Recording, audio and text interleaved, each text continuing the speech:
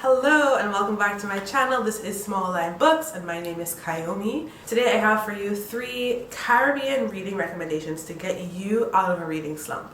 For me, when I'm in a reading slump, I find that I start books, I don't finish. I start books, I don't finish. And that really frustrates me to the point where I feel like I can never read a book again because I'm not finishing any of the books that I'm currently reading. What I found is that certain types of books and certain types of stories get me out of a reading slump. So I'm Caribbean, so I love a good Caribbean narrative with really fresh, vibrant dialogue that really pulls me in and makes me feel like I want to read this.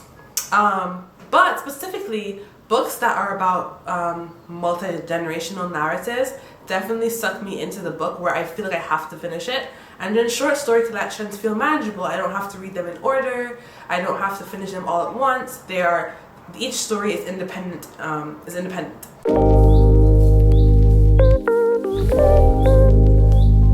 have my first recommendation, which is Everything Inside by Edwidge Danticat. Edwidge Danticat is a Haitian author, and these 8 stories are set in different locales, from Miami to Port-au-Prince to an unnamed Caribbean island, right?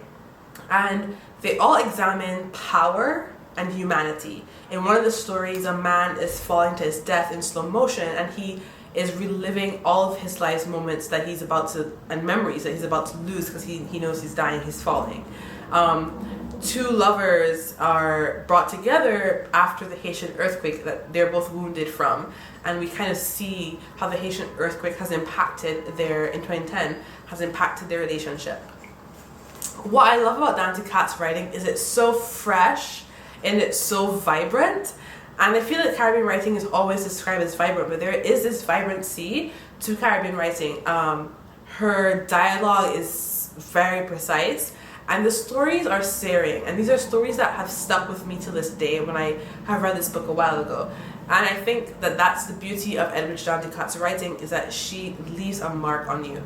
So if you are looking for a short story collection to help you get you out of a reading slump that is searing and honest and raw and intimate, I would definitely recommend Everything Inside by Edwidge Danticat. The next recommendation I have is a novel, and it is These Ghosts Are Family by Maisy.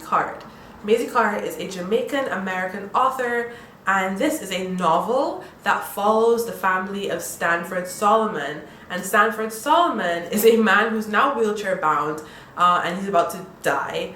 And he decides to bring his daughter and all of his daughters and his granddaughter in the same room together to share a family secret. And the secret is that he has been living a double life. And then we see in each chapter a different character's point of view of how this secret has impacted their life, how this one man has impacted their life, and we go backwards until like the 18th century.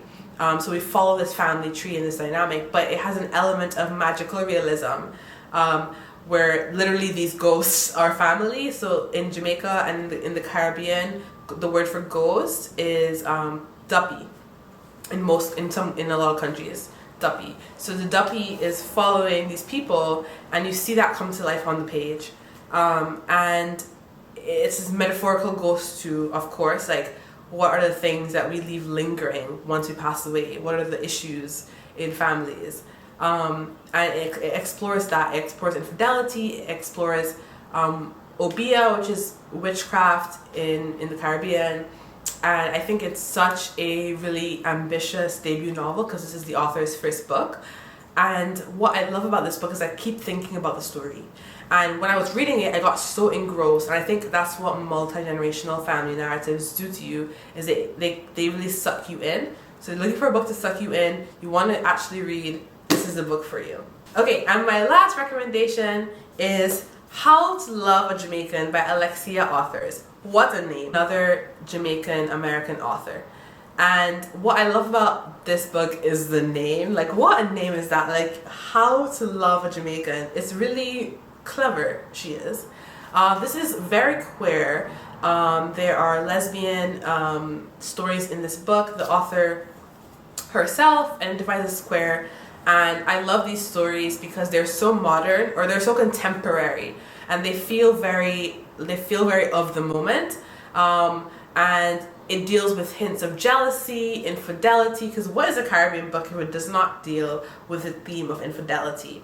and queerness and fame and what it means to exist in this world, mother-daughter relationships. I mean, it packs a punch. It really does explore a lot. And Alexia's writing is inviting. It's really inviting, and it makes you want to continue reading this book. And I really love the use of patois. I always love when authors are able to use patois in a very specific way.